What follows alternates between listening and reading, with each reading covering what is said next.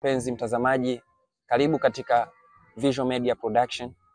Leo tutazungumzia kuhusu swala la mauaji ya kimbali ya Rwanda yaliyofanywa na Felicien Kabuga. Felicien Kabuga alikuwa ni raia wa Rwanda. Mwaka 1994 kulikuwa kuna mauaji ya kimbali yaliyofanywa katika nchi ya Rwanda. Kwa lugha ya kitaalamu wanaita Rwanda Genocide Killings, iliyofanywa 1994.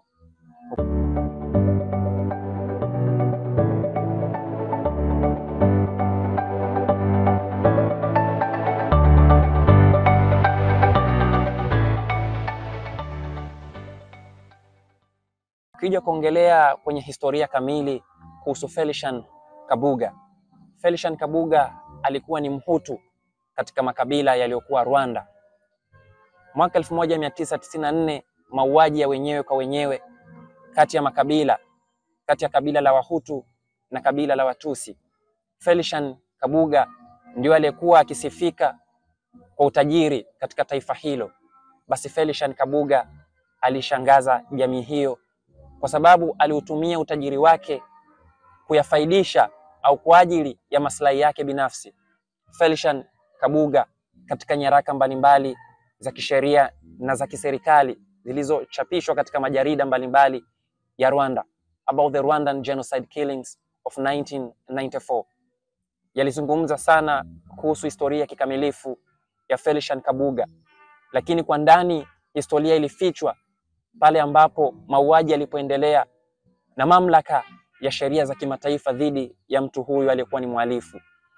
Felicien Kabuga baada ya kufanya mauaji hayo ya kimbali katika taifa la Rwanda alikimbia na kuelekea Marekani, lakini takriban ilikuwa ni miaka zaidi ya 4 alikuwa bado hajaweka katika mikono ya kisheria kutokana na mamlaka ya kimataifa.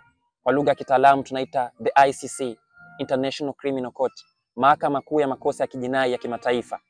Felicien Kabuga alikuwa ni tajiri sana na alikuwa ni mmoja aliyekuwa na miliki redio peke yake katika taifa la Rwanda katika kipindi hicho, ambao media yake ilikuwa ikisambana kutoa taarifa mbalimbali katika nchi hiyo. Felicien Kabuga alikuwa na miliki redio ilikuwa inaitwa RTLM, ambayo ilikuwa ni media ina supply different kinds of information whenever Rwanda ikiwa inapitia baadhi ya mambo fulani. Felicien Kabuga kwa utajiri wake na utu aliokuwa na maendeleo, bali alikuwa anatumia utajiri huo vibaya. Felicien Kabuga alikuwa ni mtu ambaye ana originate katika kabila la Wahutu. Felicien Kabuga alitumia utajiri wake kusponsor na kuwafaidisha au kuwauzia baadhi ya vifaa hatarishi katika vita.